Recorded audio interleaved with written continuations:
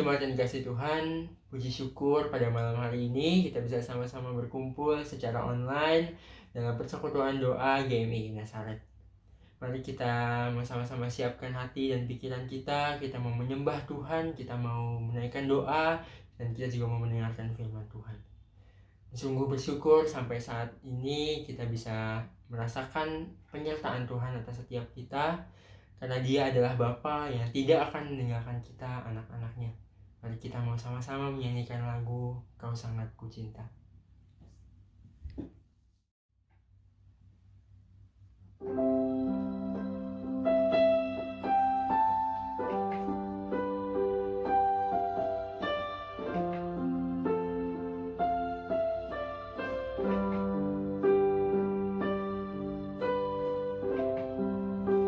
Bersyukur selalu bagi kasih-Mu di dalam hidup.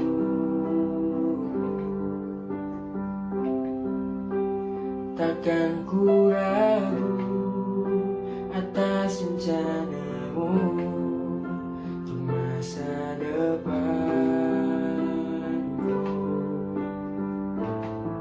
Sebagai Bapa yang baik,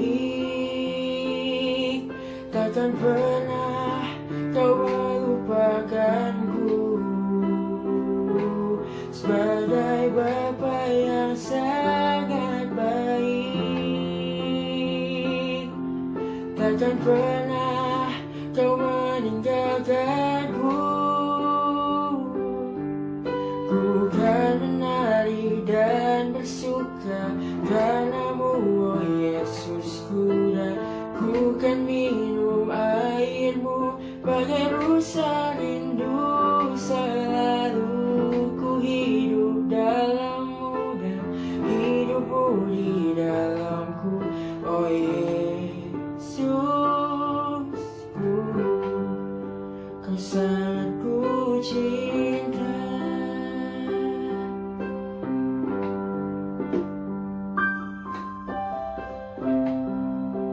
Bersyukur selalu bagi kasih-Mu di dalam hidup.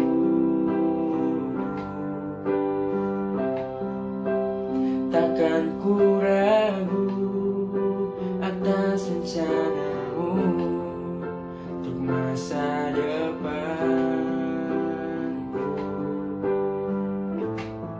Sebagai Bapa yang baik,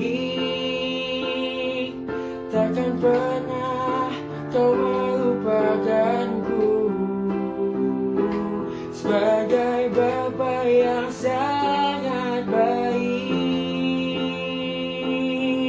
takkan pernah Kau meninggalkanku. Ku kan menari dan bersuka karena-Mu, oh Yesusku, dan ku kan minum air-Mu bagai rusa rindu. Selalu ku hidup dalam-Mu dan hidup-Mu di dalamku, oh Yesusku, Kau sangat ku cinta. Oh Yesusku, Kau sangat ku cinta. Oh Yesusku, Kau sangat ku cinta.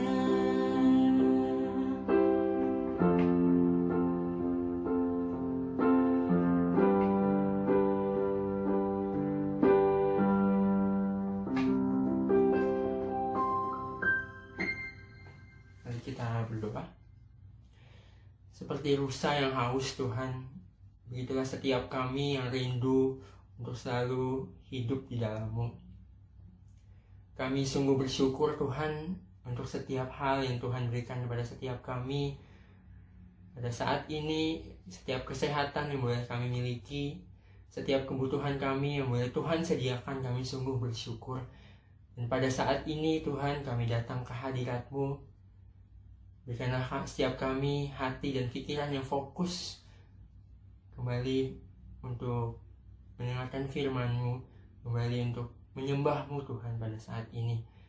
Tuhan yang berkati waktu ini hanya boleh menjadi kerinduan bagi setiap kami, memberikan pujian kami, dan mendengarkan apa yang ingin Tuhan sampaikan kepada setiap kami. Kami serahkan waktu ini ke dalam tangan-Mu, dalam nama Tuhan Yesus kami telah berdoa.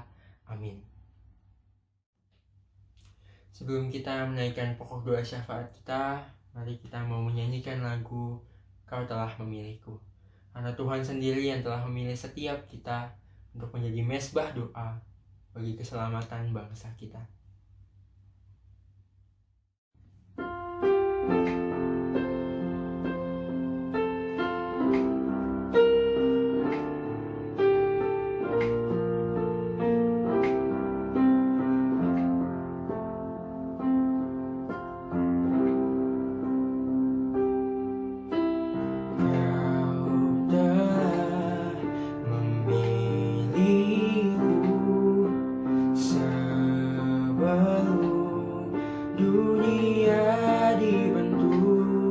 Betapa aku bersyukur padamu, ya Tuhan Allahku. Kau telah memanggilku sebagai alat kerajaan-Mu. Betapa bersyukur padamu atas perbuatan-Mu. Jadikan aku bait suci-Mu yang kudus dan yang tiada bercela.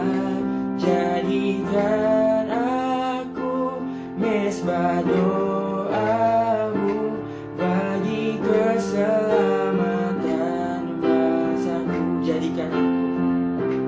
Jadikan aku bait suci-Mu yang kudus dan yang tiada bercela.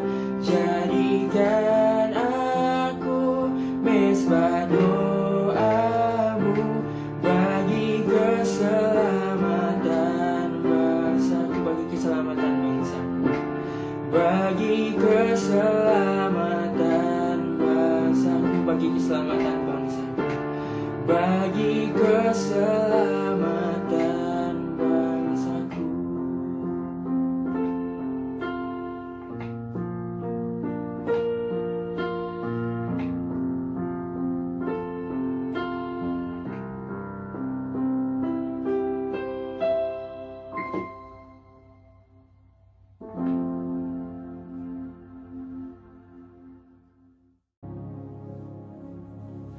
Mari sekarang kita mau menaikkan pokok-pokok doa syafaat. Untuk yang pertama, kita mau berdoa bagi kondisi dunia serta bangsa dan negara kita Indonesia dalam menghadapi pandemi COVID-19.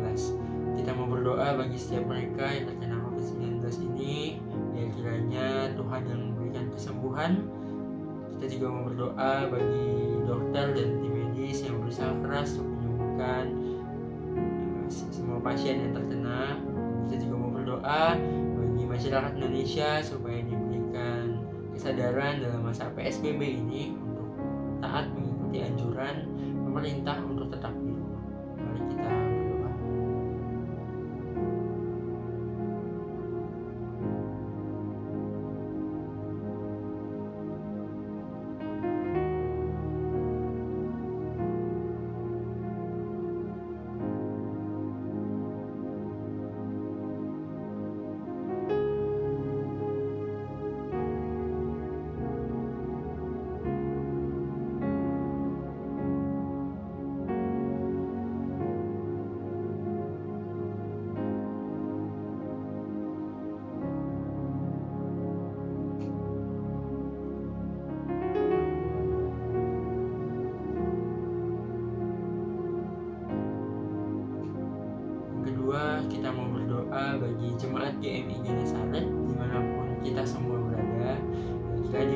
kesehatan, juga diberikan sukacita untuk menjalani kegiatan selama di rumah ini. Kita juga mau berdoa bagi kondisi ekonomi dan pekerjaan jemaat, supaya Tuhan yang memelihara dan memenuhi setiap kebutuhan di masa yang sulit saat ini. Mari kita berdoa.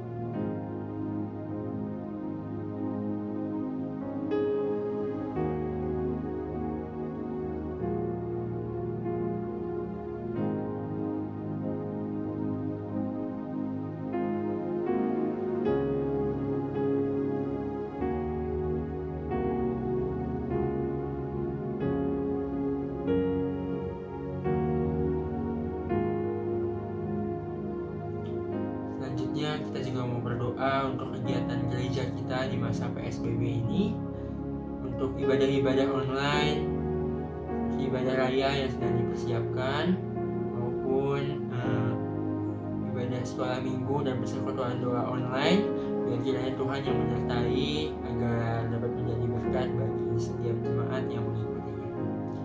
Selanjutnya kita juga mau berdoa bagi kegiatan permuritan hangout di kalangan pemuda dan COC di kalangan remaja, biar kiranya ada kerinduan untuk bertumbuh bersama walaupun melalui media online. Mari kita berdoa.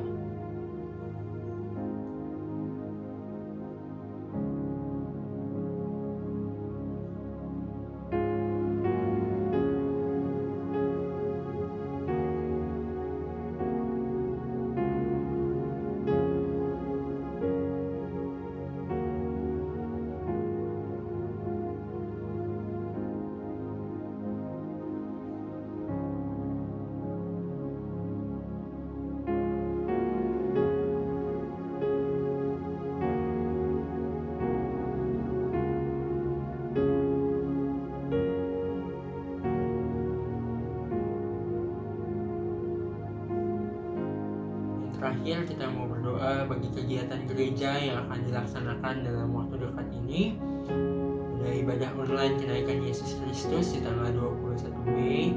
Kiranya kita mau berdoa bagi setiap panitia, setiap pelayan yang Tuhan pilih, biar kiranya diberikan kelancaran dalam setiap prosesnya dan dapat berjalan dengan baik. Kita juga mau berdoa bagi aksi sosial Genesaret Peduli Kasih yang sedang dijalankan. Kita mau berdoa untuk panitia yang mempersiapkan, serta mau berdoa juga untuk pengumpulan dana. Kiranya Tuhan yang menggerakkan orang-orang untuk ikut serta dalam kegiatan ini dan dapat menjadi berkat bagi setiap mereka yang membutuhkan. Mari kita berdoa.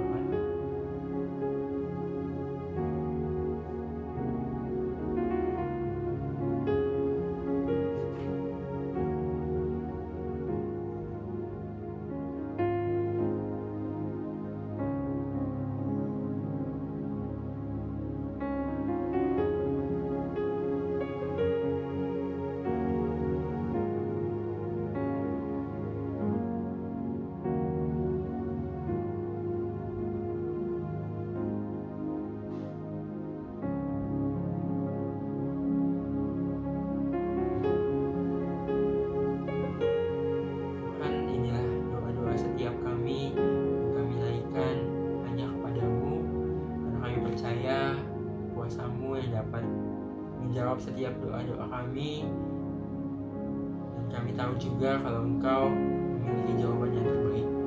Kami mau serahkan semuanya ke dalam tangan Tuhan.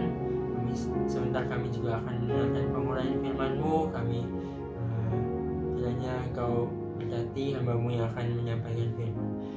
Dalam nama Tuhan Yesus kami telah berdoa dan mengucap syukur. Amin.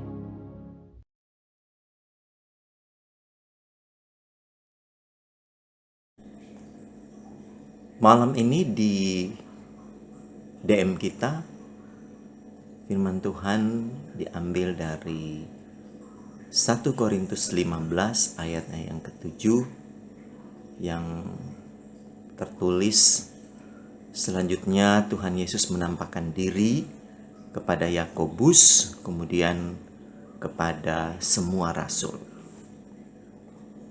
Nah, menarik di sini bahwa kembali Yesus menampakkan diri ke satu sosok pribadi yang bernama Yakobus. Alkitab tidak menuliskan secara langsung siapakah Yakobus yang Yesus datang menampakkan diri secara pribadi. Tetapi kita bisa membacanya di bagian-bagian Alkitab yang lain yang menunjukkan siapakah Yakobus ini. Dan apa pesan Tuhan Yesus kepada Yakobus sebagaimana pesan yang Tuhan Yesus berikan kepada Petrus atau dipanggil Kefas, yaitu pesannya bahwa gembalakanlah domba-dombaku. Bila kita melihat dalam Kisah Rasul pasal 15 ayat 13 sampai 21, di sana sangat jelas menunjukkan secara tidak langsung bagaimana tindakan-tindakan atau perbuatan bahkan pelayanan dari Yakobus ini selama dia ada di tengah-tengah murid-murid Tuhan Yesus yang lain.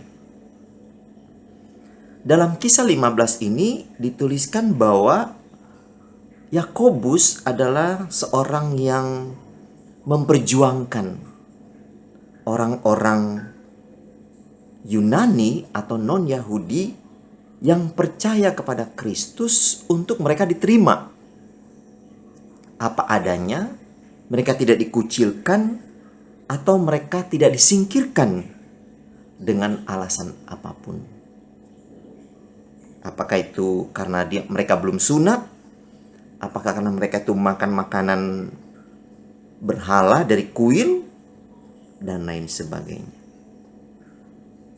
Bagi Yakobus bahwa memperjuangkan dan menerima orang-orang Yunani itu adalah satu pelayanan yang penting untuk dilakukan.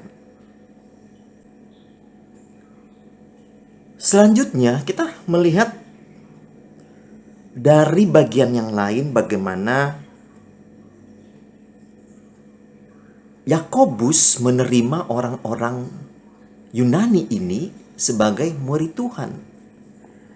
Yaitu ketika Rasul Paulus datang ke Yerusalem, dia membawa beberapa orang Yunani yang sudah menjadi murid Tuhan. Dan ketika dia datang, maka dia bertemu dengan Yakobus, bukan dengan murid yang lain. Nah, ini artinya apa?